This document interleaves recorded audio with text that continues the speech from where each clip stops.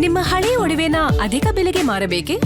ಅಟಿಕಾಗೆ ಕಾಲ್ ಮಾಡಿ 8803000300. Attica gold company.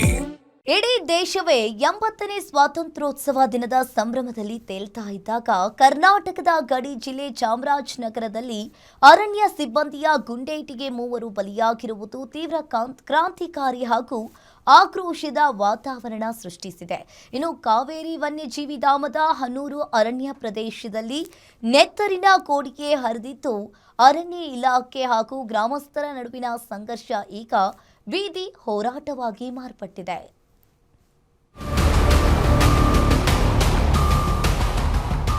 ನೀವು ಯಾರು ಕಾನೂನು ಕೊಟ್ಟಿರೋದು ಇಲ್ಲ ಸೇಗೆ ಪಂಚಾಯತ್ಗೆ ಏನಾದರೂ ನಿಮ್ಗೆ ಶೂಟಿಂಗ್ ಆರ್ಡರ್ ಕೊಟ್ಟಿದಾರ? ನಿಮಗೆ ಇಂಥವ್ರು ಮರಿಮಳದವ್ರು ಹೋಗ್ತಾರೆ, ಹೋಗಿ ಶೂಟ್ ಮಾಡ್ಬೇಕಂತ ಯಾರು ಮಾಡಿರೋದು ಆ ಥರ ಹೇಳಿ? ಕಾಡಿಗೆ ಹೋಗ್ತಾರೆ, ಹೋಗಿ ಕರ್ಕೊಂಡು ಬರಕ್ಕೆ ಹೋಗ್ಬೇಕು ಸರ್.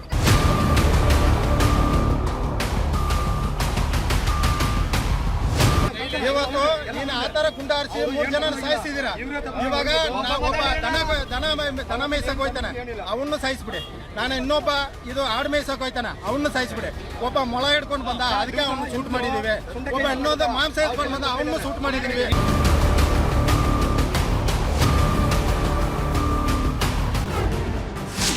ಕಾವೇರಿ ವನ್ಯಜೀವಿ ಅರಣ್ಯ ಪ್ರದೇಶದಲ್ಲಿ ಗುಂಡಿನ ಚಕಮಕಿ,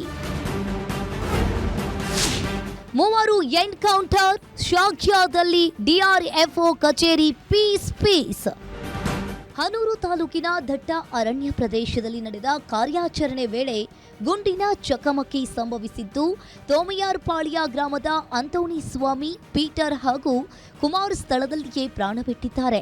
ಈ ಘಟನೆ ತಿಳಿತಾ ಇದ್ದಂತೆಯೇ ಶಾಖ್ಯ ಗ್ರಾಮದಲ್ಲಿದ್ದ ಡಿಆರ್ಎಫ್ಒ ಕಚೇರಿಗೆ ನುಗ್ಗಿದ್ದ ಉದ್ರಿಕ್ತ ಗ್ರಾಮಸ್ಥರು ಪೀಠೋಪಕರಣಗಳನ್ನು ಪೀಸ್ ಮಾಡಿ ತಮ್ಮ ಆಕ್ರೋಶವನ್ನ ಹೊರಹಾಕಿದ್ದಾರೆ. ದನ ಕಾಯಲು ಹೋದ ಅಮಾಯಕರ ಮೇಲೆ ಅರಣ್ಯ ಸಿಬ್ಬಂದಿ ಏಕಾಏಕಿ ಶೂಟ್ ಮಾಡಿದ್ದಾರೆ ಎಂಬುದು ಕುಟುಂಬಸ್ಥರ ಗಂಭೀರ ಆರೋಪವಾಗಿದೆ.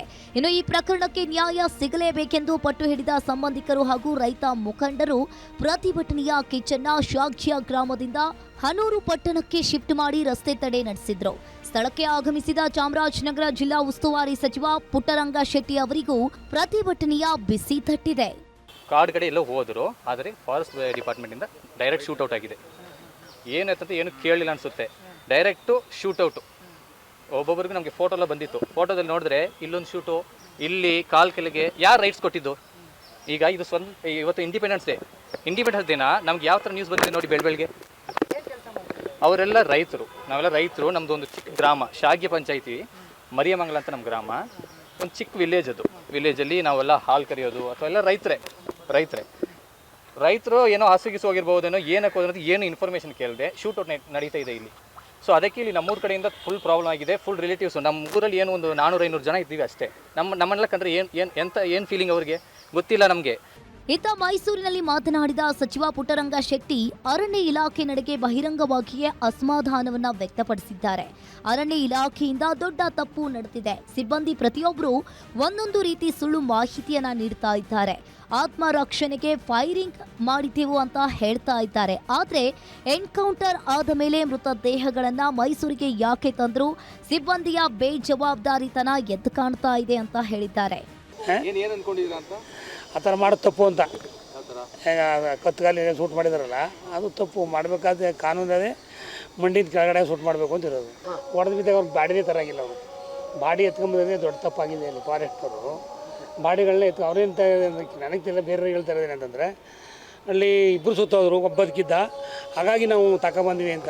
ಒಬ್ಬರೇ ಸರಿ ಇಬ್ಬರೇ ಸರಿ ಅಲ್ಲಿ ಗೊತ್ತಾಗ ಮೇಲೆ ತರಬೇಕಾಗಿತ್ತು ಅಂತ ನನ್ನ ಅಧಿಕಾರಿಗಳು ತಪ್ಪಿದೆ ಅಂತ ತಾವು ಹೇಳ್ತಾ ಇದ್ದೀರಾ?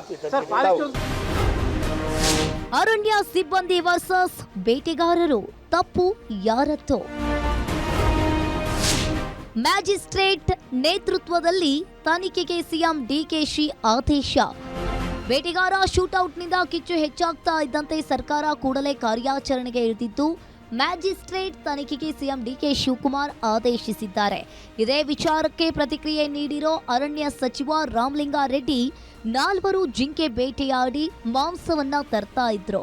ಅವರ ಬಳಿ ನಾಡಾ ಪಿಸ್ತೂಲ್ ಇತ್ತು. ಫೈರಿಂಗ್ ಮಾಡಿದಾಗ ಅಧಿಕಾರಿಗಳು ಆತ್ಮರಕ್ಷಣೆಗೆ ಶೂಟ್ ಮಾಡಿದ್ದಾರೆ. ತನಿಖೆಯ ಬಳಿಕ ಸತ್ಯಾಸತ್ಯತೆ ತಿಳಿಯಲಿದೆ ಎಂದಿದ್ದಾರೆ. ನನಗೆ ಎಲ್ಲ ಮಾಹಿತಿ ಬೆಳಗ್ಗೆ 5 ಗಂಟೆಗೆ ತಲುಪಿದೆ. ಮ್ಯಾಜಿಸ್ಟ್ರೇಟಲ್ ಎಂಕ್ವೈರಿ ಆರ್ಡರ್ ಕೂಡ ನಾವು ಮಾಡಿದ್ದೀವಿ. ವಾಸ್ತವಾಂಶ ತಿಳಿದಿದೆ. ಮಾಧ್ಯಮದಲ್ಲಿ ಈಗಾಗಲೇ ಕೆಲವು ವಿಚಾರಗಳನ್ನೆಲ್ಲ ಇಲ್ಲ ತೋರಿಸ್ತಾ ಇದ್ದಾರೆ.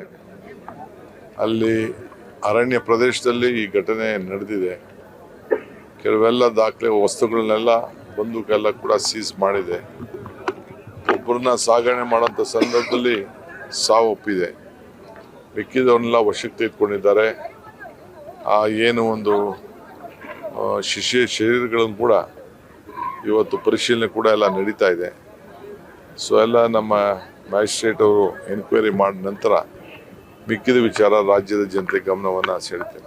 5 ಗಂಟೆ ಸಮಯ, ಒಂದು 4 ಜನ, ಅದು ರಿಸರ್ವ್ಡ್ ಫಾರೆಸ್ಟು ನಮ್ಮ ಹನೂರು ವ್ಯಾಪ್ತಿನಲ್ಲಿ ಬರುತ್ತೆ. ಅಲ್ಲಿ ನಮ್ಮ ಟೀಮು ಕೂಡ ಇನ್ಫಾರ್ಮೇಷನ್ ಬರುತ್ತೆ ಅಂತೇಳಿ ಬಂದಿದೆ ಅಂತೇಳಿ 2 ಗುಂಪಾಗಿ ಹೋಗ್ತಾರೆ.